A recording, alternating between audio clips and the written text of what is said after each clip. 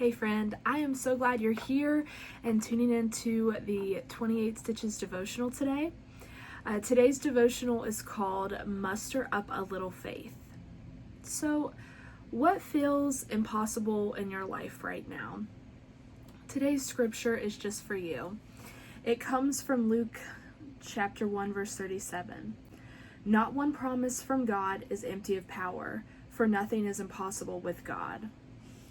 It takes a strong resolve to believe today's verse. It's vital that we remember that situations that look hopeless in the natural are never hopeless in the spiritual.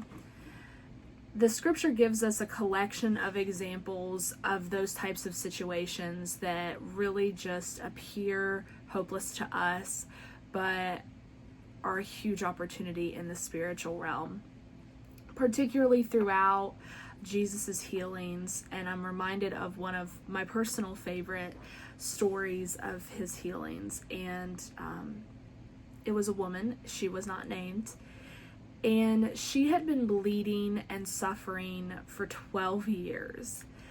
She was considered unclean. She couldn't touch others, and of course nobody wanted anything to do with her. And they believed that if anybody touched someone who was deemed unclean, then that person would then also be unclean. So, as I said, she had been in her suffering for 12 years when she heard of a man named Jesus. And she believed that if she just touched the hem of his garment, the hem of his robe, then she would be healed. So she sought Jesus out, and they were going through a crowd, and she did. She actually touched the hem of his robe, and immediately the bleeding stopped. And she tried to hide. She did not want to be known. She did not want to be seen, and she just craved that healing for her life, but that healing in secret. Instead, the opposite happened. She became the center focal of Christ's attention as he addressed her, and he sought her out knowing who had touched him. He sought her to know if she knew, and he said, "Daughter, your faith has made you well. Go in peace. Your suffering is over." It took her strong resolve. It took her belief to stand on believing that what was impossible for so many, that she had been to so many doctors, that she had spent everything she had seeking doctors, seeking healing. It took her strong resolve to believe that Jesus could and would heal her for her to seek him out.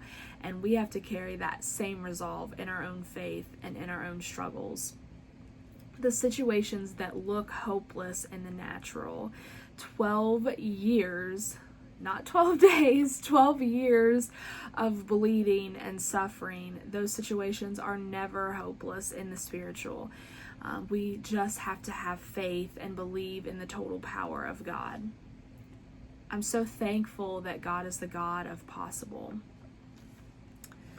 One thing that was really made clear to me, it was just a really great reminder recently, is we have a tendency to look at a choice we have, or maybe a problem that we're facing, and we like to see things as we have choice A or choice B, and these are the choices that have either naturally been laid out for us or are the natural options that we see that we have at face value. But sometimes we forget to include God in what our choices might be. I feel like we often just kind of set the choices ourselves. I think that we can be our own biggest enemy, and we often place limits on God's power. I know that I have done that in my own life, just placing limits on what we believe we can do, but also placing limits on what he can do, when he can do the impossible. But we forget that God has the ability in a single moment to give us an option C. And a lot of times these are options that just don't seem possible to us in the natural world. And this is why it is so important to seek and wholeheartedly believe in God's power.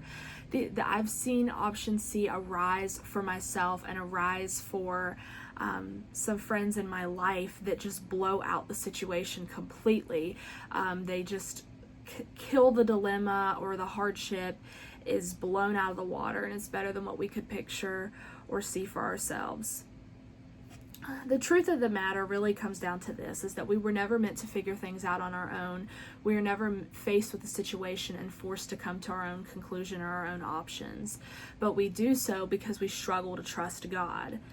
We believe more often than not in our own self-sufficiency than in God's supernatural ability to move the mountains in our life, to be that one touch when we need it, to be the person who is going to consistently show up for us and offer strength and peace and comfort and guidance in situations that do feel hopeless in our world. I want you to believe in the totality of God's faithful power in your life. I want you to have the faith of the woman who just thought if she could touch the hem of his robe that she would be healed, because it was her faith that had the power to change things for her, because the object of her faith was Christ. So today's challenge is, what seems impossible for you right now? Will you surrender it to God today? Muster up a little faith and watch God work for good in your life.